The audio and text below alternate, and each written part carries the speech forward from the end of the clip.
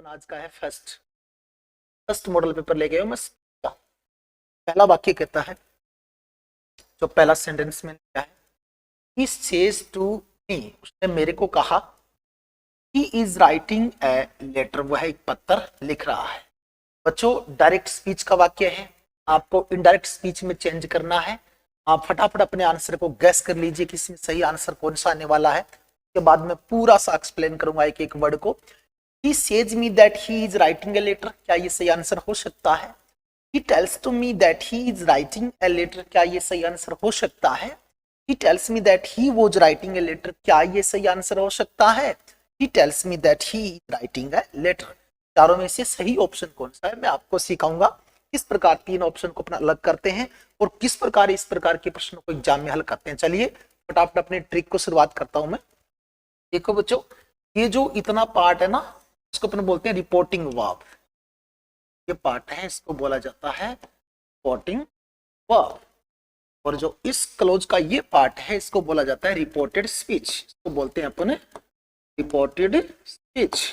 Reporting verb में says या said to की जगह क्या आएगा, वो डिपेंड करता है नेक्स्ट क्लोज पे। अगर ये क्लोज प्रेजेंट का है, सिंपल है, नेगेटिव है या इंपेरेटिव है, जो भी है, तो ये जो अपना वाक्य है में रिपोर्टिंग वर्ब करिए सेज। मैं आपको एक बात बता दूं, अगर रिपोर्टिंग वर्ब में आपको प्रेजेंट टेंस मिलता है या फ्यूचर टेंस मिलता है, रिपोर्टेड स्पीच के जो नेक्स्ट क्लोजेस में कोई परिवर्तन नहीं होता, प्रोनाउन को छोड़कर। किसको छोड़कर? प्रोनाउन को छोड़कर। कंजक्शन तो लगना ही है। तो ये जो सेंटेंस है, ये कह रहा है ही सेज। देखो बच्चों, सेज का सेज तो नहीं रह सकता, तो आगे नहीं बढ़ेंगे क्योंकि वाक्य गलत है। तो कह रहा है ही टेल्स टू। बच्चों सेज टू एक साथ है, तो आप सेज का टेल्स करके टू नहीं कर सकते, इट मींस ये भी इनकरेक्ट है।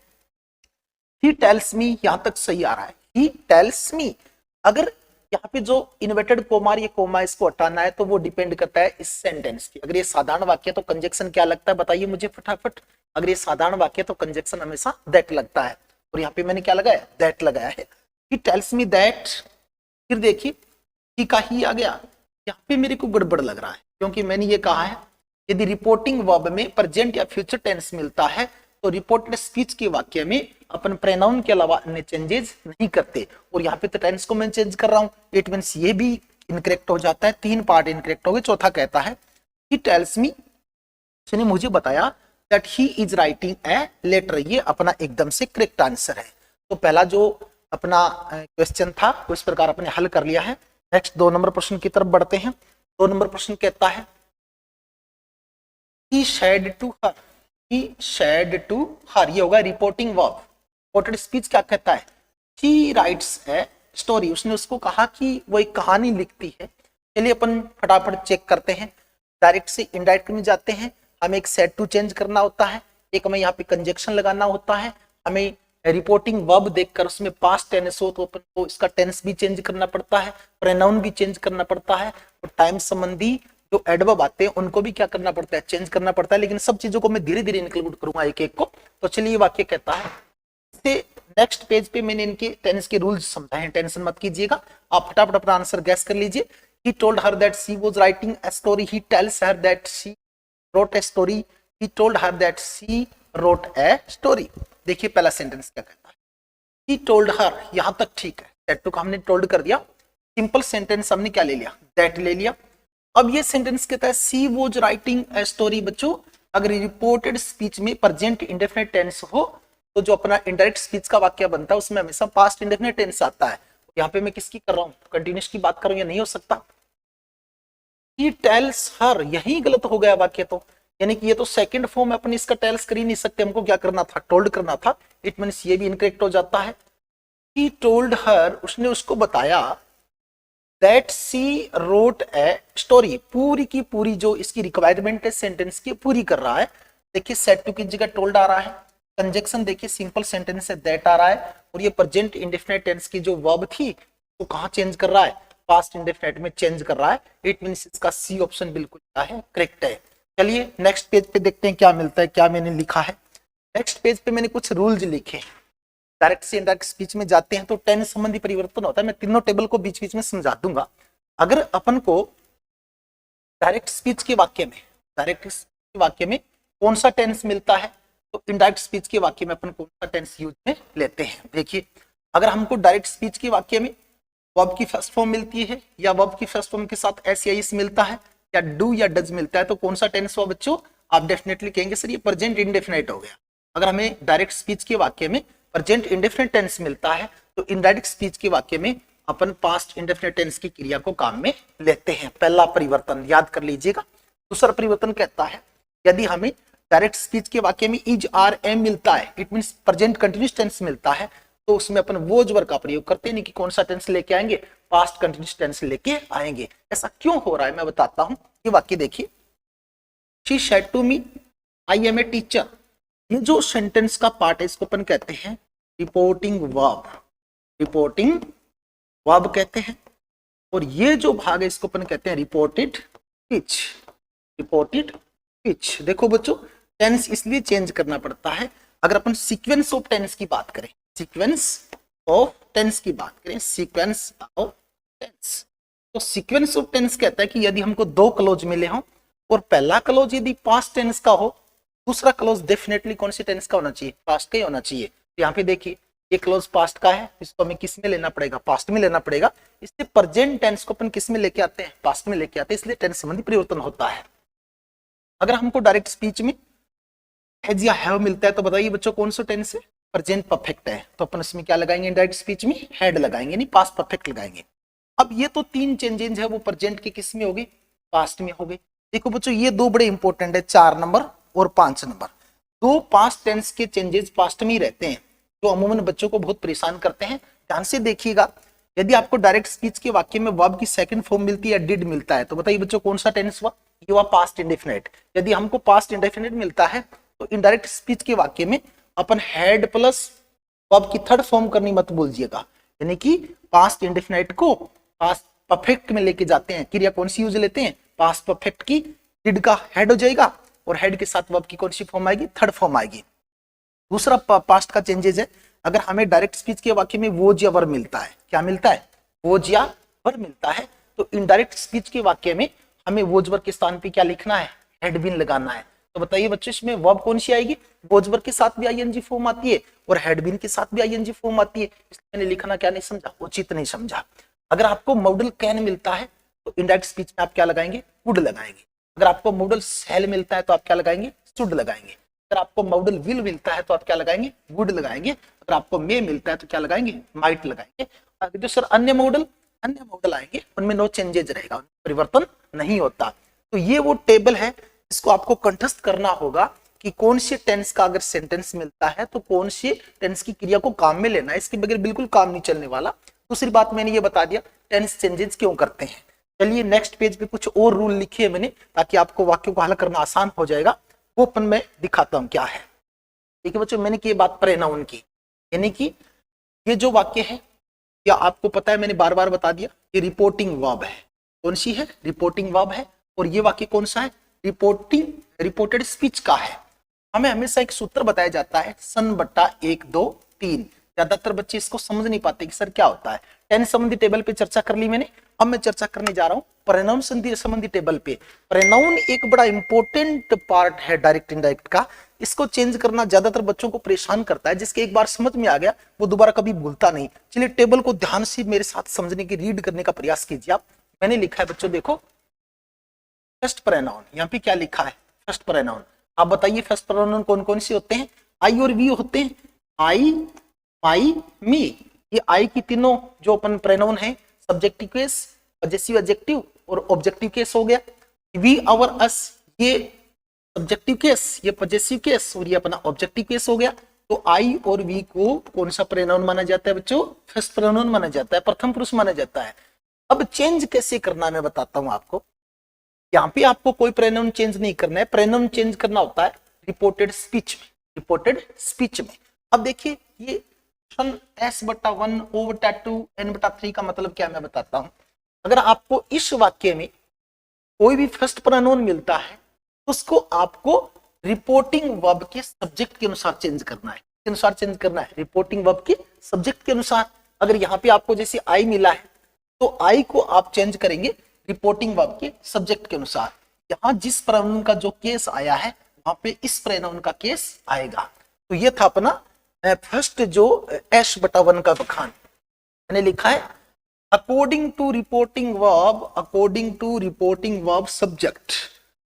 अगर आपको रिपोर्टेड स्पीच में कोई फर्स्ट प्रोनाउन मिलता है तो आपको रिपोर्टिंग वर्ब के सब्जेक्ट के अनुसार उसको क्या करना है, चेंज करना है। दूसरा रूल कहता है सेकंड प्रोनाउन क्या है, यू, योर, यू, यानी कि यू की तीनों केस आ गई। ये हो गई सब्जेक्टिव केस, ये पजेसिव एडजेक्टिव और ये पजेसिव प्रोनाउन हो गया। अगर आपको रिपोर्टेड स्पीच के वाक्य में कोई भी सेकंड प्रोनाउन मिलता है तो आप उसको रिपोर्टिंग वर्ब के सब्जेक्ट के अनुसार क्या करेंगे, चेंज करेंगे। चेंज क्या करना है, यहां सेकंड प्रोनाउन की जो यू, योर, यू है, इसका जो केस होगा वही केस इस वाक्य में इनडायरेक्ट स्पीच में इस ऑब्जेक्ट का होगा, जो रिपोर्टिंग वर्ब का क्या है, ऑब्जेक्ट है। तीसरा अकॉर्डिंग, देखिए लिखा है second pronoun according to reporting verb object, यानी कि इस रिपोर्टिंग वर्ब के ऑब्जेक्ट के अनुसार चेंज करते हैं।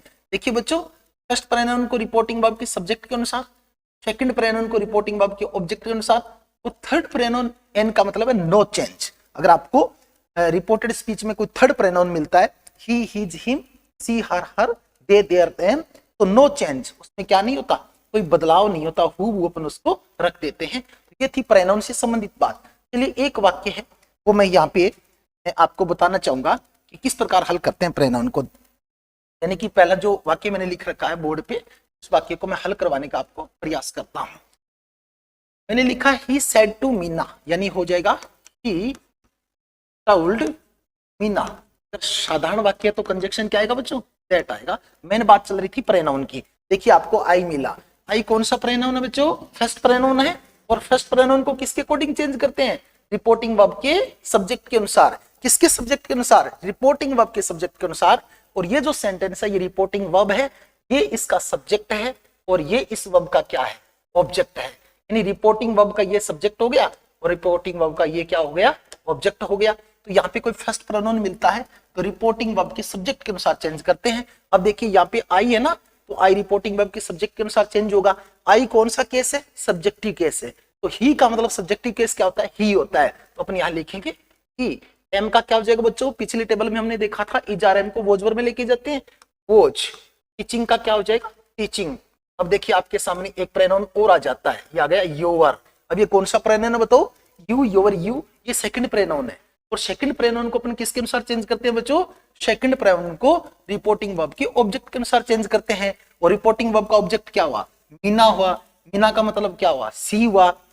तो यहाँ पे देखिए सेकंड प्रोनाउन की कौन सी केस आई है, यहाँ पे पजेसिव एडजेक्टिव केस आई है, पजेसिव एडजेक्टिव केस आई है। तो यहाँ पे मीना की पजेसिव केस क्या लगेगी, सी का हो जाएगा हर, और बुक का क्या हो जाएगा, बुक। इस प्रकार अपन प्रोनाउन को क्या करते हैं, हल करते हैं। शायद आप अच्छी तरह से समझ गए होंगे।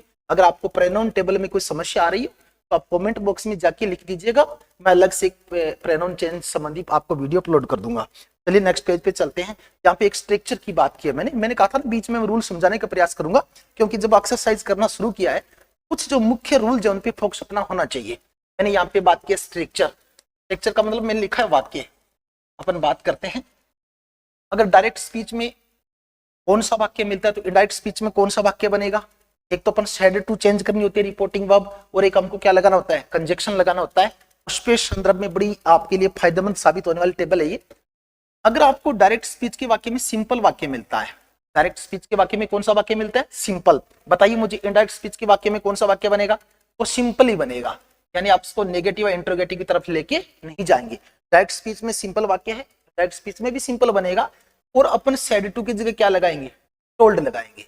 अगर रिपोर्टेड स्पीच में सिंपल सेंटेंस दे रखा है कोई भी टेंस का, तो सेड टू की जगह क्या लगाना है, टोल्ड लगाना है। और कंजक्शन क्या लगाना है, दैट लगाना है। और इन्वर्टेड कोमा को क्या करना है, हटाना है। देखिए इनडायरेक्ट स्पीच में अगर आपको नेगेटिव सेंटेंस मिलता है, क्या मिलता है, नेगेटिव, तो डायरेक्ट स्पीच में नेगेटिव सेंटेंस मिलता है तो इनडायरेक्ट सेंटेंस क्या बनेगा, नेगेटिव ही बनेगा। क्या बनेगा, नेगेटिव बनेगा। और सेड टू की जगह फिर क्या आ जाएगा, टोल्ड आ जाएगा। और कंजक्शन फिर क्या लगेगा, दैट लगेगा। यदि आपको रिपोर्टेड स्पीच में नेगेटिव सेंटेंस मिलता है तो आप सेड टू की जगह टोल्ड लगाएंगे और कंजक्शन आप क्या लगाएंगे, दैट लगाएंगे। यानी कि आधा मामला हल हो जाता है, आधा मामला छोटी छोटी टेबल्स पढ़ने से हल हो जाता है।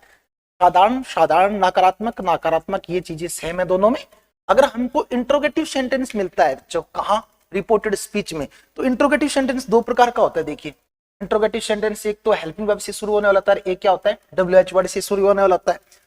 ये खास बात है यहाँ पे, बड़ी इंपॉर्टेंट चीज है, इसको नोट डाउन कर लीजिएगा। यदि रिपोर्टेड स्पीच में आपको इंट्रोगेटिव सेंटेंस मिलता है तो इनडायरेक्ट स्पीच बनाते समय इंट्रोगेटिव सेंटेंस को आपको सिंपल सेंटेंस में चेंज करना है। इस बात को बिल्कुल मत भूलिएगा, क्योंकि ये दोनों चेंज नहीं होते, बट इंट्रोगेटिव को सिंपल में चेंज जरूर करना है। एक परिवर्तन ये होगा, सेड टू की जगह दोनों में आस्कड आएगा। रिपोर्टेड स्पीच का वाक्य WH वर्ड से शुरू हो, हेल्पिंग वर्ब से शुरू हो, सेड टू की जगह क्या लगाना है, आस्कड लगाना है। कई बार इंक्वायर्ड वर्ड भी आ जाता है। यहाँ पे फिर अंतर है। देखिए अगर रिपोर्टेड स्पीच जो वाक्य इन्वर्टेड कोमा के अंदर बंद है, वहां पे आपको प्रश्नवाचक वाक्य मिलता है और आपको हेल्पिंग वर्ब से मिलता है, तो कंजक्शन आप या तो इफ लगाएंगे या फिर क्या लगाएंगे, वेदर लगाएंगे। आपको सर दो कैसे, इफ लगाए या वेदर लगाए? बेटा वेदर का प्रयोग तब करना है जब आपको कोई चॉइस दिया गया हो, कोई ऑप्शन दिया गया हो, बट ज्यादातर अपन किसका यूज करते हैं, इफ का ही यूज करते हैं। अगर आपको इंट्रोगेटिव सेंटेंस WH वर्ड वाला मिलता है तो सेड टू की जगह तो दोनों में आस्कड आएगा, बट यहाँ पे कंजक्शन क्या आने वाला है, WH वर्ड आने वाला है। वाई का वाई, हु का हु, वेन का वेन, वेर का वेर, शुभ रह जाएगा। तो ये मैंने टेबल आपको समझाने का प्रयास किया। अगर आपको लिखना है इसको तो आप इसका स्क्रीनशॉट ले लीजिएगा, तब तक मैं नेक्स्ट पेज पे आपको लेके चलता हूं। अगला पेज कहता है अपना पर्सन। अब हमने टेंस की टेबल पढ़ ली, हमने प्रोनाउन की टेबल पढ़ ली, अब हम पर्सन तैयार हल करने के लिए रेडी हैं। इसने भी पहले पढ़ रखा है, थोड़ा रिवीजन हो गया, वो प्रीपेयर हो गया। एग्जाम्पल नंबर 3 क्या कहता है, देखिए एग्जाम्पल नंबर 3 कहता है रोमिका हैड नेहा। रोमिका ने किसको कहा, नेहा को कहा, यू आर, पढ़ लीजिए, you are not learning French, तुम फ्रेंच नहीं सीख रही हो। प्रोनाउन की भी बात करेंगे, टेंस की भी बात करेंगे, क्या कंजक्शन आएगा उसकी भी बात करेंगे, सेड टू की जगह क्या आएगा वो भी बात करेंगे। आज मैंने एडवर्ब संबंधी कोई परिवर्तन नहीं डाला है, उसकी नेक्स्ट वीडियोज में धीरे धीरे आगे बढ़ेंगे। Romika said Neha you are not learning French. Romika ने नेहा को कहा अंग्रेजी नहीं सीख रही हो। आपको फटाफट चेक करना है इसका सही करेक्ट आंसर क्या होगा। तब तक मैं आपको टाइम दे देता हूं, फटाफट हल कर लीजिए। आपकी नजर में क्या आना चाहिए कि कौन सा वर्ड यूज होगा, इसको अपन काम में लेंगे। देखिए पहला सेंटेंस क्या कहता है, रोमिका आस्क्ड नेहा। रोमिका ने नेहा को कहा, रोमिका आस्क्ड नेहा, रोमिका आस्क्ड नेहा। क्या बच्चों आस्क्ड सही लगाया मैंने? सही लगाया है, क्योंकि यहाँ पे कौन सा वाक्य है, प्रश्नवाचक वाक्य है। अगर रिपोर्टेड स्पीच में प्रश्नवाचक वाक्य हो तो सेड टू की जगह क्या आता है, आस्क्ड आता है।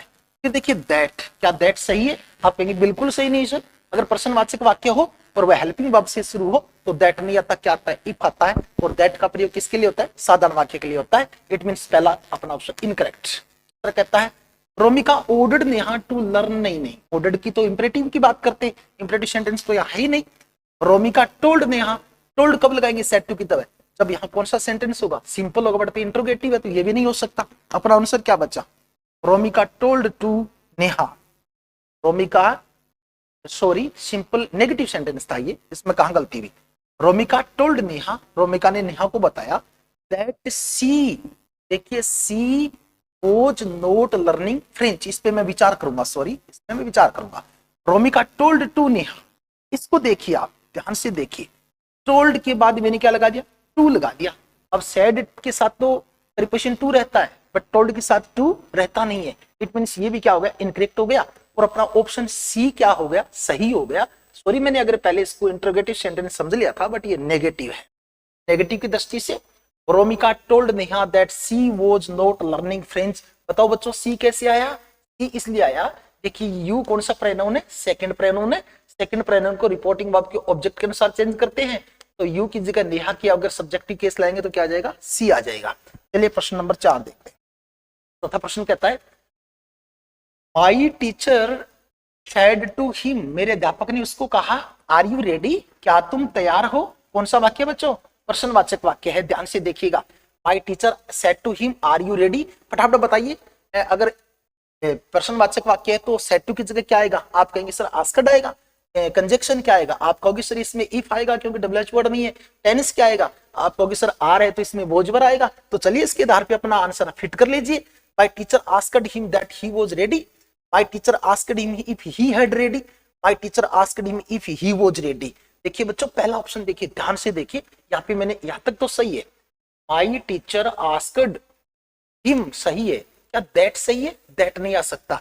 अगर यहाँ पे इंटरोगेटिव सेंटेंस तो यहाँ पे क्या आना चाहिए था? इफ आना चाहिए था। इट मींस ये ऑप्शन कट हो गया। दूसरा कहता है माय टीचर आस्क्ड सही है, हिम तक सही है, इफ सही है, ही सही है क्या? देखिए यू सेकंड प्रोनाउन है ना, ऑब्जेक्ट के अनुसार चेंज करते हैं, तो हिम के अनुसार चेंज कर लिया। यू कौन सी केस है? फर्स्ट केस है, तो हिम का फर्स्ट क्या हो जाएगा? सब्जेक्ट केस ही हो जाएगा, तो ही सही है। अब देखिए हेड सही है क्या? आप कहेंगे सर यहाँ पे गड़बड़ हो गया, क्योंकि इज आर एम को किस में चेंज करते हैं? वॉज वर में चेंज करते हैं, तो ये हेड वाला पूरा स्ट्रक्चर मामला गड़बड़ है। फिर देखिए माय टीचर आस्क्ड हिम, यहाँ तक तो सही हमने देख लिया। माय टीचर आस्क्ड हिम, मेरे टीचर ने उसको पूछा इफ ही वॉज रेडी, क्या वो तैयार था? क्या ये सेंटेंस आप करेक्ट मानेंगे इनकरेक्ट मानेंगे? ध्यान से देखिए बच्चों, ज्यादातर बच्चों की ये सोच होती है कि सर फटाफट उत्तर बता दीजिए। नहीं बच्चा, हमको प्रत्येक ऑप्शन में ये सोचने को मजबूर होना चाहिए कि ये ऑप्शन क्यों नहीं हो सकता, ताकि एक्स्ट्रा ऑर्डिनरी जो रूल हैं वो हमारी मेमोरी में ऐड हो, हम उनको संज्ञान में ले आ सके कि इसलिए नहीं हो सकता। माय टीचर आस्क्ड सही है क्योंकि इंटरोगेटिव सेंटेंस है, हिम सही है, कंजक्शन इफ लग गया, यू की जगह ही आ गया, आर की जगह वो जगह, रेडी का रेडी हो गया, इट मींस एकदम से करेक्ट है सी। आंसर क्या होगा? करेक्ट हो गया। चलिए नेक्स्ट देखते हैं। नेक्स्ट कहता है Rohan said to his brother, Rohan said to brother, Rohan ने अपने भाई को कहा why have you sold your car, आपने अपनी कार क्यों बेच दी? देखिए सबसे पहले हल करने का तरीका यहाँ पे आ जाइए, प्रश्नवाचक वाक्य है, कन्फर्म हो जाएगा, सेड टू की जगह आस्क्ड आएगा। प्रश्नवाचक वाक्य है, WH वर्ड है, कन्फर्म हो जाएगा, कंजक्शन क्या आएगा? WH वर्ड आएगा। फिर देखिए हैज हैव दे रखा है, कन्फर्म हो जाइएगा, टेंस क्या आएगा? हेड मान, वर्ब क्या आएगी? हेड आएगी। तो कौन कौन सी ऑप्शन कट हो रहे हैं? देखिए रोहन आस्क्ड हिज ब्रदर, यहां तक सही चल रहा है। Rohan asked his brother, conjunction ले लिया, वाई ठीक है। उसके बाद देखिए हमको इसको सिंपल सेंटेंस में कन्वर्ट करना है ना, तो सिंपल में कन्वर्ट हो रहा है। She had sold his car, क्या मैं यहाँ पे सही कर रहा हूं? ध्यान से देखिए, यू है ना, यू। देखिए यहाँ पे कहां गड़बड़? वाक्य का स्ट्रक्चर तो एकदम से सही है, लेकिन छोटी सी माइन्यूट गलती कर रखी है मैंने, वो कहां है? देखिए आपको सबसे पहले सब्जेक्ट यू लेना ना, यू किसके अनुसार चेंज करेंगे? हिज ब्रदर के अनुसार करेंगे। हिज ब्रदर के अनुसार करेंगे तो बताइए सी आएगा कि ही आएगा? आप कहेंगे सर इसमें तो ही आएगा, तो ये इनकरेक्ट हो गया। फिर देखिए Rohan asked his brother, Rohan ने अपने भाई से पूछा why he has sold his car, structure तो बढ़िया चल रहा था, लेकिन गलती कहां पकड़ी गई? आप कहोगे सर हैज हैव में हैज हैव कैसे लिखा? तो हेड होगा, इट मींस ये इनकरेक्ट हो जाता है। देखिए option C, Rohan asked his brother if, मैंने क्या लगाया? इफ लगाया। क्या इफ को सही मानेंगे आप? मैं बिल्कुल नहीं मानूंगा, क्योंकि अगर प्रश्नवाचक वाक्य WH वर्ड से है तो कंजक्शन WH वर्ड आना चाहिए था, इट मींस इफ तो नहीं हो सकता। तो बच्चों कौन सा ऑप्शन बच गया? डी बच गया। चलिए देखते हैं डी को। Rohan asked his brother, Rohan asked his brother why he had sold his car, बिल्कुल से करेक्ट आंसर है। अपने 5 जो एग्जाम्पल है वो हल होगी। चलिए छठी की तरफ बढ़ते हैं। छठा क्या कहता है? A man asked him can you help me, एक व्यक्ति ने उसको पूछा कि क्या तुम मेरी सहायता कर सकते हो। देखिए बच्चों कौन सा वाक्य है? प्रश्नवाचक। कैन यू हेल्प मी प्रश्नवाचक वाक्य है, इट मीन सेड टू की जगह आस्क्ड पहले से ही कर रखा है। कंजक्शन क्या आना चाहिए? इफ आना चाहिए। क्या आना चाहिए? इफ आना चाहिए। जिसमें इफ नहीं है कट कर दीजिए, इसमें दैट है, इट मींस ये नहीं हो सकता, क्योंकि दैट का यूज हमें नहीं करना। इन दोनों में क्या दे रखा है? इफ दे रखा है। चलिए इनको चेक करते हैं। A man asked him, a man asked him सही है, उसके बाद क्या लगा दिया? इफ लगा दिया, ठीक है, कंजक्शन सही हो गया। इसको हमें सिंपल सेंटेंस में कन्वर्ट करना है। फर्स्ट ऑफ ऑल हमको ये सब्जेक्ट लिखना पड़ेगा यू, यू को किसके अनुसार चेंज करेंगे? हिम के अनुसार, तो क्या जाएगा? ही, बिल्कुल करेक्ट है। यहाँ पे मैंने क्या लगाया? कैन। क्या कैन सही है? क्या कैन सही है? नहीं, क्योंकि इनडायरेक्ट स्पीच में अगर आपको डायरेक्ट में कैन मिलता है तो उसमें इनडायरेक्ट में हमको क्या लगाना पड़ता है? कुड लगाना पड़ता है। ऑप्शन क्या हो गया? गलत हो गया। चलिए नेक्स्ट देखते हैं। ए मैन आस्क्ड हिम, एक व्यक्ति ने उसको पूछा। इफ, ठीक है, अब तक सही है। He could help him, he could help him, क्या ये आपको सही लग रहा है? क्या करेक्ट आंसर लग रहा है? देखिए दोबारा ध्यान से देख लीजिए। ए मैन आस्क्ड हिम, ठीक है, इफ तक आगे ठीक है, यू चेंज हो गया ही, कैन को हो गया कुड, हेल्प का हेल्प, और मी को चेंज कर लीजिए, सब्जेक्ट होना ए मैन है तो क्या होना हिम होना है। इट मींस का सी आंसर क्या है, बिल्कुल करेक्ट है। चलिए क्वेश्चन नंबर 7 की बात करते हैं। 7 नंबर कहता है, बड़ा इंपॉर्टेंट वाक्य देखिए बेटा, ए गार्डनर सेड टू सुनील, एक माली ने सुनील को कहा, आर यू ए डॉक्टर, क्या तुम एक डॉक्टर हो? किसी गार्डनर ने पूछा सुनील को कि क्या तुम क्या हो, डॉक्टर हो। चलिए अपना अनुमान लगाते हैं, दिमाग की बत्ती को घुमाते हैं। प्रश्नवाचक वाक्य है, सेड टू की जगह आस्क्ड आएगा, तीनों में आस्क्ड आ रखा है। प्रश्नवाचक वाक्य कंजक्शन इफ आएगा, एचवीसी शुरू, तीनों में क्या रखा है, इफ आ रखा है। फिर देखिए यू को चेंज करना है, सुनील के अनुसार क्या आएगा, ही आएगा, दो में ही दे रखा है बट एक में क्या दे रखा है, सी दे रखा है, मतलब ये नहीं हो सकता। आर है, वोजवर आएगा, दो में वोज दे रखा है, एक में क्या दे रखा है, हेड दे रखा है। तो चलिए ये ऑप्शन तो अपन क्या कर देते हैं, पहले ही कट कर देते हैं। A gardener asked Sunil if he was an doctor, a gardener asked Sunil if, ठीक है, शी वॉज ए डॉक्टर। आपको क्या मानते हैं, a gardener asked Sunil if, you का हो जाएगा, देखिए सी नहीं हो सकता, यू का क्या होगा, ही होगा, सुनील ही है, तो ये ऑप्शन क्या हो जाता, incorrect. A gardener asked Sunil, a gardener asked Sunil if, ठीक है, यू का ही हो गया, ही, और इज आर एम का हो गया वोज। देखिए बच्चों कहां दिक्कत आ गई, एक छोटी सी दिक्कत आई है, एन डॉक्टर नहीं हो सकता, क्या नहीं हो सकता, एन डॉक्टर नहीं। कहते हो सर आप तो बाल की खाल काट रहे हो, यही होता है जी एग्जाम में, एन डॉक्टर नहीं हो सकता, ए डॉक्टर होगा। इट मींस ये भी क्या हो गया, इनकरेक्ट हो गया। चलिए सी की बात करते हैं। ए गार्डनर आस्क्ड सुनील, ठीक है, गार्डनर आस्क्ड सुनील इफ आ गया, he had been a doctor. क्या बच्चों आप इजारम का हैड बीन कर सकते हैं, बिल्कुल नहीं कर सकते, तो फिर क्या आना चाहिए, ये भी ऑप्शन इनकरेक्ट हो गया। तो आंसर क्या होगा सर, मैंने नन लिख रखा है ना, इसका आंसर मैंने डाला ही नहीं, तो सर निकालेगा कौन, आप खुद निकालिएगा, इस आंसर को आप निकालिएगा और कमेंट करके मुझे बताइएगा इसका आंसर क्या है। अगर आपको इसको निकालने में तकलीफ आती है तो मैं डेफिनेटली आपकी हेल्प करूंगा। चलिए 8 नंबर क्वेश्चन भी चलते हैं। 8 नंबर कहता है, मंक, मंक क्या होता है बेटा, मंक होता है सेंट, सेंट का मतलब क्या होता है, साधु होता है। एक साधु ने सेड टू माय फादर, मेरे पिता को कहा, have you ever read any scripture, scripture क्या होता है, धार्मिक ग्रंथ। एक साधु ने मेरे पिता को पूछा कि क्या आपने कभी धार्मिक ग्रंथ पढ़े हैं। चलिए भाई इसको हल करने का प्रयास करते हैं। पहला ऑप्शन क्या कहता है, फटाफट इसके रूल क्लियर कर लीजिए। अगर प्रश्नवाचक वाक्य सेड टू की जगह बच्चों क्या आएगा, आस्क्ड आएगा, प्रत्येक में आस्क्ड दिया है, प्रत्येक में क्या दिया है, आस्क्ड दिया, एक monk asked, monk asked, monk asked. चलिए कहां आगे की बढ़ते रहे, my father, my father, my father बिल्कुल क्लियर है, यानी कि कंजक्शन क्या लगेगा, इफ लगेगा, डब्ल्यूएच वर्ड लगेगा। आप कहोगे सर इफ लगेगा, इसमें तो टू लगा रखा है, इट मींस ये क्या होगा, इनकरेक्ट हो गया। कितने बच गए, 2 बच गए, हमने ले लिया इफ। उसके बाद हमको देखना है ये जो इंट्रोगेटिव सेंटेंस है इसको कौन सी सेंटेंस में कन्वर्ट करना है, सिंपल में करना है। कौन सी में करना है, सिंपल में करना है। तो कंपैरिजन तो इन दोनों के बीच में, फटाफट आंसर निकाल लीजिए, दोनों में कौन सा आंसर आने वाला है, फटाफट निकाल लीजिए बेटा। इसका सही आंसर आने वाला कौन सा है, आपके आंसर का मुझे वेट है, कौन सा आंसर आने वाला है। आप कहेंगे सर तो हम पढ़े ना, ए monk asked my father if had you, ये तो प्रश्नवाचक ही रह गया ना, तो ये नहीं हो सकता, अपना आंसर सही हो गया B, a monk asked my father if he had ever read any scripture. Has का क्या हो गया, हेड हो गया। चलिए क्वेश्चन नंबर 9 लेते हैं। 9 नंबर प्रश्न बड़ा ही इंपॉर्टेंट, दिमाग को उलझाने वाला, कंफ्यूज पैदा करने वाला, आपको माइंड ब्लोइंग जिसको बोल सकते हैं प्रश्न है। चलिए लगाइए अपना दिमाग, थोड़ा सा मैंने नयापन करने का प्रयास किया है। He me if the peon had the bell, मैंने, आप वाक्य को देख के पहचान पा सकते हैं, 2 वाक्यों को मैंने इफ से जोड़ा है। किससे जोड़ा है, इफ से जोड़ा है। मतलब डायरेक्ट का वाक्य था, मैंने इनडायरेक्ट में चेंज कर दिया, और मैंने पूछा है कि एक तो यहाँ क्या आएगा और एक यहाँ क्या आएगा। आप लोग सब दिमाग लगा रहे हैं। आस्क्ड रिंग, टोल्ड रंग, आस्क्ड रिंगिंग, आस्क्ड रंग, बताइए फटाफट फटाफट बताइए क्या आंसर आएगा, ए बी सी डी, ए या बी या सी या डी।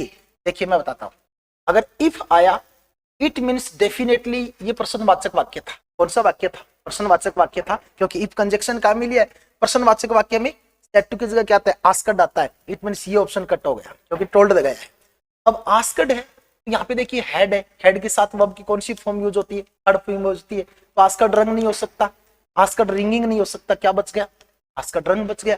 रिंग एक क्रिया है बच्चों, RING, रिंग फॉर होता है बजाना, सेकंड फॉर्म होती है RANG और थर्ड फॉर्म होती है RUNG। ये होती है संगीत और पानी वाली क्रियाएं, संगीत और पानी वाली क्रियाएं, जैसे रिंग, सिंग, स्विम, यानी कि ये रिंग बजाना, सिंग गाना, स्विम तैरना, ये सब की सब है ना, ये मतलब पानी संगीत की क्रियाएं में क्या होता है कि सेकंड फॉर्म बनाते हैं, आई का ए कर दो, आई का ए कर दो, और थर्ड फॉर्म में आई का क्या कर दो, यू कर दो। रिंग, रंग, रंग, शिंग, शंग, शंग, स्विम, स्वंग, स्वंग, इस प्रकार ये हो जाता है। चलिए अपन बात करते हैं 10 नंबर प्रश्न की।